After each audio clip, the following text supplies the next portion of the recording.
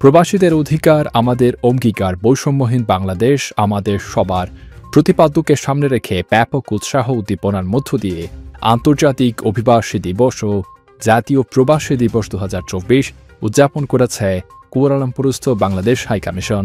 অনুষ্ঠানে বিজনেস ক্যাটাগরিতে কৃতি প্রবাসের সম্মাননা পেলেন ঠাকুরগাঁওয়ের প্রবাসী দাতো মিজান।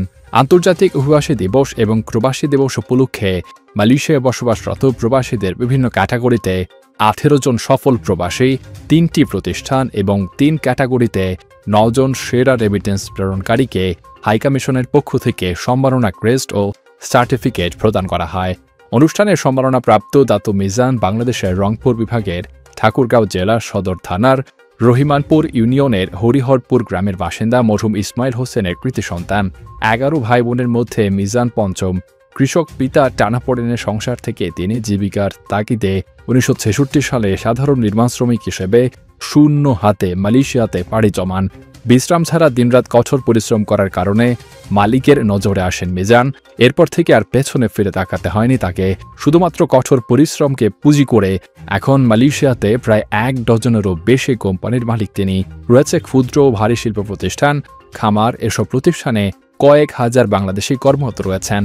হাড়ভাঙা পরিশ্রম করে একজন শ্রমিক থেকে সফল শিল্পপতি হওয়ায় মালয়েশিয়ার রাজা কর্তৃক দাতো উপাধিতে ভূষিত হয়েছেন তিনি।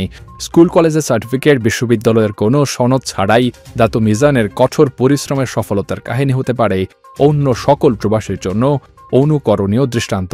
উপস্থিত প্রায় 5 শতাধিক অতিথির মধ্যে 2 শতাধিক বাংলাদেশের পতাকা লাল সবুজ রং সম্বলিত টি-শার্ট পরিহিত প্রবাসী বাংলাদেশি কর্মীর উপস্থিতি অনুষ্ঠানে এক অনন্য মাত্রা যুক্ত করে। অনুষ্ঠানে মালয়েশিয়ার অভিবাসন সংক্রান্ত বিভিন্ন দপ্তরের প্রতিনিধি, আন্তর্জাতিক অভিবাসন সংস্থার স্থানীয় প্রতিনিধি, ইন্দোনেশিয়া, নেপাল সহ বিভিন্ন দূতাবাসের প্রতিনিধি, প্রবাসী বাংলাদেশি, বিভিন্ন পেশাজীবী, শ্রমিক, বাংলাদেশি কমিউনিটি নেতৃবৃন্দ এবং বিভিন্ন শ্রেণী পেশার ব্যক্তিবর্গরা উপস্থিত ছিলেন। অনুষ্ঠানের সভাপতিত্ব করেন মালয়েশিয়া নিযুক্ত বাংলাদেশের হাইকমিশনার মোহাম্মদ শামীম আহসান।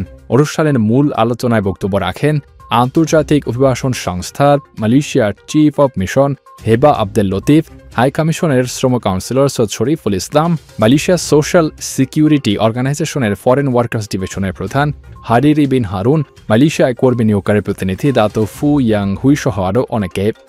প্রবাস কণ্ঠ, নিউজ ডেস্ক। অভিবাসী দিবস ও জাতীয় প্রবাসী দিবস 2024 উপলক্ষে কুয়ালালামপুরে বাংলাদেশ হাইকমিশন একটি বিশেষ কর্মসূচি গ্রহণ করে। তার এই অনুষ্ঠানের একটি উল্লেখযোগ্য দিক হচ্ছে হাইকমিশন বিভিন্ন ক্যাটেগরিতে 3টি প্রতিষ্ঠান সহ সর্বমোট 30 জনকে সম্মানিত করেছে তাদের অসাধারণ অবদানের জন্য, এবং আমরা মনে করি এর মাধ্যমে অন্যান্য প্রবাসীরাও উৎসাহিত হবেন, অনুপ্রাণিত হবেন এবং দূতাবাসের এই উদ্যোগটি প্রশংসিত হয়েছে। তারাও আশাবাদ ব্যক্ত করেছেন যে বাংলাদেশের যে অগ্রযাত্রা এবং প্রবাসীদের অবদানকে যে মূল্যায়নের মাধ্যমে আমরা তাদেরকে আরও যে আপন করে নিয়েছি এবং বাংলাদেশের অগ্রগতিতে বৈধভাবে রেমিটেন্স পাঠানো সহ সব ধরনের ইতিবাচক কর্মকাণ্ডে তারা আরও গভীরভাবে সংযুক্ত হওয়ার ব্যাপারে আশাবাদ ব্যক্ত করেছেন। এবং সাম্প্রতিক ছাত্র শ্রমিক জনতার যে আন্দোলন